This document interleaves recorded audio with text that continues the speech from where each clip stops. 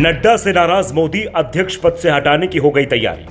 राजस्थान और उत्तर प्रदेश में हार मिली, हार के लिए नड्डा को माना गया जिम्मेदार। आरएसएस भी नड्डा के बयान से नाराज, कहा था बीजेपी को संघ की जरूरत नहीं।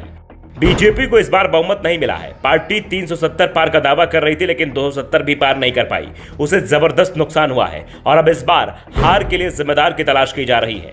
बीजेपी में मोदी ही सब कुछ है, इसलिए हार की जिम्मेदारी उन्हें नहीं दी जाएगी। उल्टा बीजेपी के अंदर तो यहां तक दावा किया जा रहा है कि 240 सीट मिली हैं, उनके लिए मोदी का करिश्मा जिम्मेदार है। और जिन 63 सीटों पर पार्टी की हार हुई, यानी 63 सीटें 2019 की तुलना में कम हुई हैं, उनके लिए पार्टी संगठन और जेपी नड्डा जिम्मेदार है।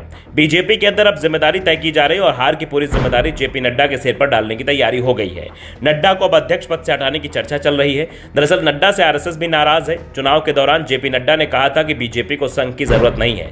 नड्डा ने यह बयान 5वें चरण की वोटिंग के बाद दिया था और उसके बाद संघ ने भी बता दिया कि बीजेपी को उसकी जरूरत है या नहीं, क्योंकि बीजेपी को सबसे बड़ा नुकसान आखिरी 2 चरणों में ही हुआ। आखिरी के 2 चरणों में बीजेपी को यूपी, बिहार, बंगाल हर जगह जबरदस्त नुकसान हुआ, जिस कारण से सिर्फ आखिरी के 2 चरणों में ही उसकी 20 सीटें 20 घट गई। और अब इसके पीछे जिम्मेदार लोगों की तलाश की जा रही है और सबसे ज्यादा निशाने पर नड्डा का संघ पर दिया गया बयान ही माना जा रहा है। अब दावा किया जा रहा है कि संघ ने बीजेपी को सीधा मैसेज दे दिया है कि जेपी नड्डा को पार्टी अध्यक्ष पद से जल्दी जल्दी हटा दिया जाए।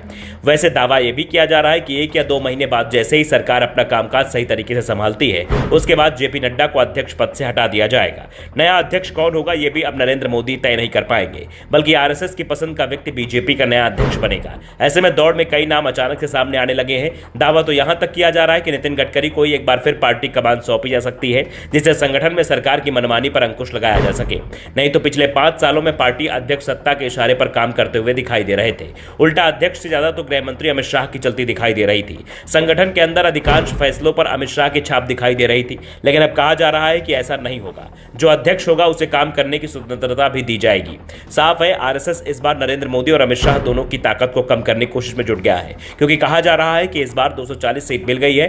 5 साल बाद ग्राफ और नीचे आ सकता है। दूसरी तरफ बीजेपी के लिए सबसे बड़ी चिंता इस समय अगर कोई नेता बनकर उभरा है तो वो अखिलेश यादव है। अखिलेश यादव की लोकप्रियता अचानक ही तेजी से बढ़ी है। यूपी में तो उन्होंने अब बीजेपी को बहुत पीछे छोड़ दिया है, जिसके बाद से ही पूरी पार्टी नए सिरे से रणनीति बनाने में जुट गई है। उसे समझ में नहीं आ रहा है कि अखिलेश की नई रणनीति से कैसे निपटा जाएगा। अखिलेश ने इस बार पीडीए पर ज्यादा फोकस किया और उनका यह प्रयोग सही बैठा। पार्टी की नजर अब 2027 में होने वाले विधानसभा चुनाव पर है। जिस तरह से यूपी में चुनाव परिणाम सामने आए, उसके बाद सपा नेताओं में उत्साह दिखाई दे रहा है और वो मानकर चल रहे हैं कि अगली सरकार उनकी ही बननी